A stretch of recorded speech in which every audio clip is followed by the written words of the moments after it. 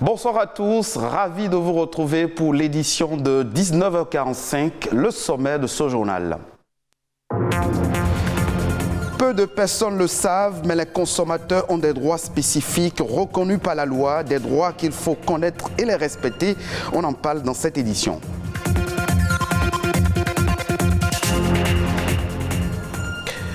C'est une tendance de nos jours. Bon nombre de femmes optent pour le port du bébé en kangourou au détriment de la pratique ancestrale qui consiste à nouer l'enfant au dos, à suivre un reportage sur cette pratique.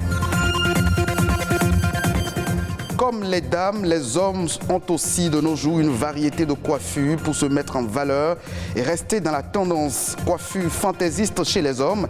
Est-ce une dépravation ou un effet de mode? Élément de réponse dans le 19h45.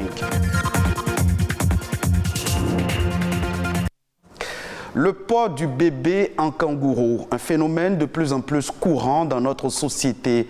Une option que font bon nombre de femmes dans le but de vaquer librement à leurs diverses occupations quotidiennes. Alors qu'auparavant, nos mères portaient leur bébé au dos et le soutenaient par un ou deux pagnes imprimés. Aujourd'hui, la méthode kangourou est une pratique appréciée de certaines femmes. Les détails dans ce reportage.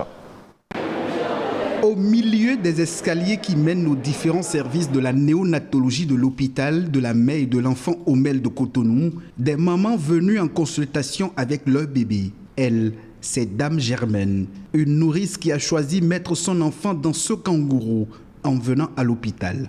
J'ai commencé par utiliser le kangourou depuis mon premier geste. Et je l'utilise rare fois pour faire des longs trajets.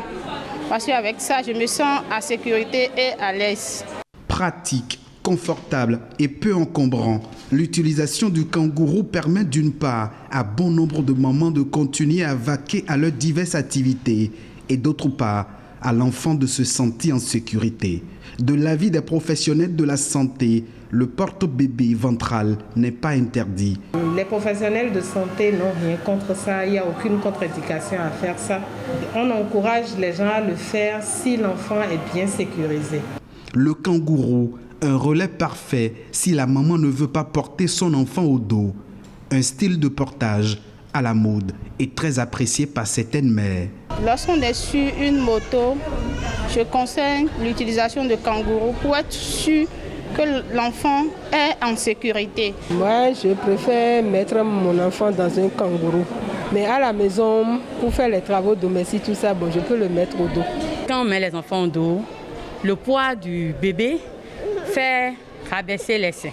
C'est pourquoi beaucoup de jeunes filles d'aujourd'hui n'arrivent plus à mettre leurs enfants au dos, de risque de faire perdre la forme de leurs seins. Mettre les enfants dans le kangourou, c'est une mauvaise chose parce que le kangourou peut se relâcher à tout moment et on peut perdre l'enfant.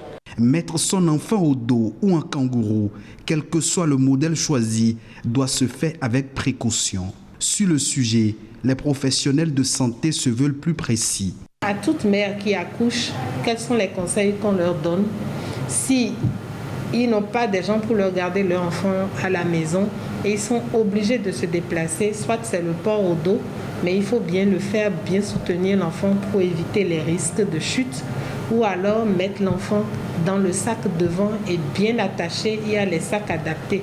L'usage du kangourou ne doit pas devenir une habitude, mais strictement limité selon les praticiens hospitaliers. Par ailleurs, son usage en voiture pour la pratique du sport, du vélo ou de toute autre activité pouvant conduire à des gestes brusques est proscrit.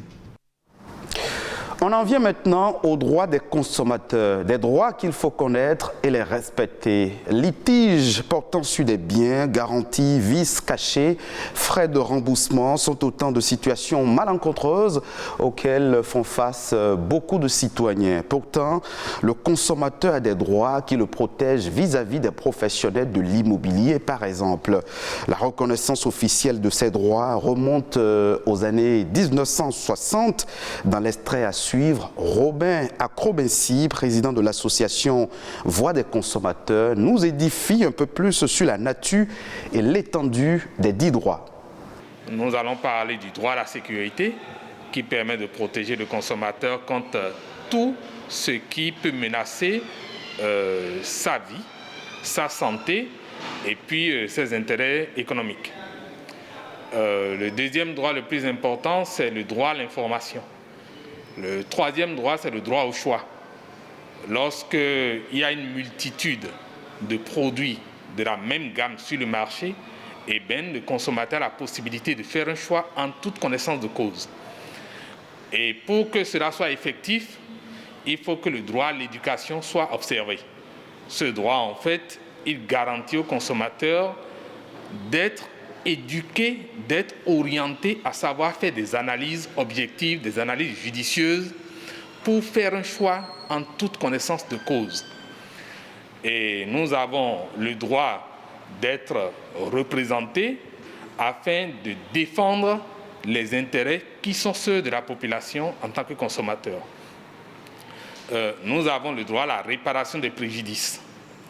Eh bien, c'est ce droit qui nous garantit que lorsque je suis abusé ou lorsque je me retrouve en litige face à un fournisseur, eh bien, que je puisse faire recours à ce droit pour que si j'ai subi des dommages, on puisse me dédommager. Nous avons le droit à un environnement sain. Et enfin, nous avons le droit aux besoins de base, les services sociaux, c'est-à-dire le droit à l'habitation, le droit à l'alimentation, à la santé, à l'éducation et aujourd'hui à l'électricité et aux télécommunications. Donc voilà un peu les 8 droits que nous pouvons citer, qui sont reconnus internationalement aujourd'hui, derrière lesquels aucun État ne peut se cacher. On s'intéresse à présent à un look ou à une dépravation lorsqu'on parle des coiffures chez les hommes. De nombreux jeunes adoptent de plus en plus des styles de coiffure tendance, parfois même fantaisistes, pour être à la mode. Pour beaucoup, c'est un effet de mode, un look qu'ils adoptent, mais pour d'autres, ce n'est pas loin d'une dépravation, comme nous le dit ce reportage, pour nous édifier un peu plus. La tendance, la mode ou encore la recherche de la belle apparence, telles sont les raisons qui justifient les coiffures fantaisistes observées chez certains jeunes. C'est mon coiffeur qui l'a choisi pour moi et bon, je l'ai accepté parce que ça me rend plus beau. C'est juste la mode et puis on est aussi fatigué des anciennes coupes. Chaque époque, chaque génération, chaque temps avec ses coupes et ses modes. Donc je viens, j'explique juste ce que je veux au coiffeur et puis lui il exécute. Entre le spécialiste et le client s'installe alors un principe de respect du goût. Nous on est coiffeurs et notre métier c'est de répondre à ce que veut la clientèle. Donc si déjà le client vient et il est exigeant et par rapport à un modèle donné, bon nous on voit par rapport à son visage et tout ça, si cela peut lui convenir. Mais si lui, il n'est pas d'accord, il existe toujours son modèle, nous on lui fait ça. En réalité, chaque type de coiffure a un nom. Les coupes peu ordinaires se font pour des circonstances précises. Il y en a qui sont comme des coupes, d'autres sont des demi-crêtes, d'autres encore sont un peu comme du druide. Il y a certaines qu'on appelle watab et pour d'autres, on rase complètement la nuque et nous l'appelons coupe. Très souvent, c'est les stars, c'est les gens, c'est les personnes qui vont en boîte. C'est par rapport au lieu où ils veulent se rendre qu'ils font ce genre de coiffure fantaisiste-là. Alors que la tendance des coiffures fantaisistes devient un choix récurrent chez beaucoup de jeunes, le regard de la société varie selon les appréhensions. Certaines personnes ont des idées bizarres sur ces coiffures. Par contre, d'autres personnes ont de bonnes idées, d'autres encore apprécient ces coiffures fantaisistes et viennent chez nous pour le faire. La société étant la société, bon, même déjà chez nous, ça dépend de tes parents. Il y en a qui ne trouvent pas ça forcément bien, mais bon. D'autres aiment, d'autres n'aiment pas. Beaucoup de personnes disent que cette coiffure n'est pas bonne, mais mes parents trouvent que c'est bon pour moi. Même si on adopte ces coiffures, on doit se respecter. D'autres qui font du désordre ou de la dépravation avec, je pense qu'ils sont des inconscients. S'il est bon d'adopter des coiffures tendances, il serait encore meilleur d'avoir des coiffures responsables pour une bonne intégration sociale. Dans la suite de cette édition, Arnaud Adadja nous propose La Nation en bref de ce mercredi, un condensé, disais-je, de quelques informations pêle-mêle au plan national.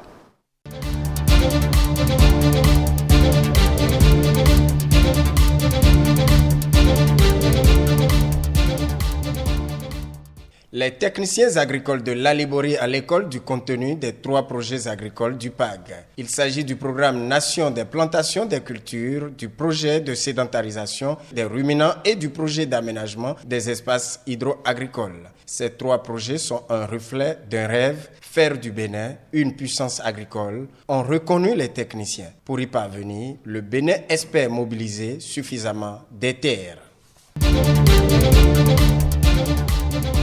Visite de terrain des femmes du réseau African Women's Entrepreneur Programme sur le site de la zone économique spéciale de Glodjibé. C'est à travers la 5e session de présentation de la GDIZ. Ces femmes sont allées s'imprégner des opportunités d'affaires à capter avec les investisseurs de la zone.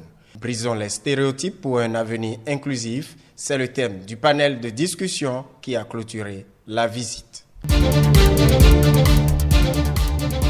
Les longues files d'attente observées devant les guichets de la Société nationale des eaux du Bénin seront désormais conjuguées au passé.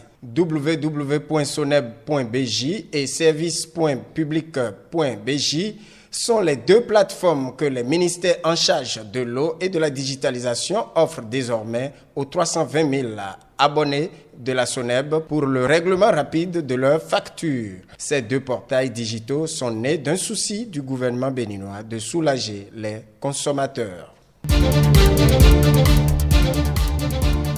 D'une bonne nouvelle à une autre, les 5% de taxes sur les transferts d'argent mobile money de l'opérateur GSM MTN ont été suspendus. Une décision du gouvernement saluée par les responsables d'associations des consommateurs qui invitent les consommateurs à la vigilance.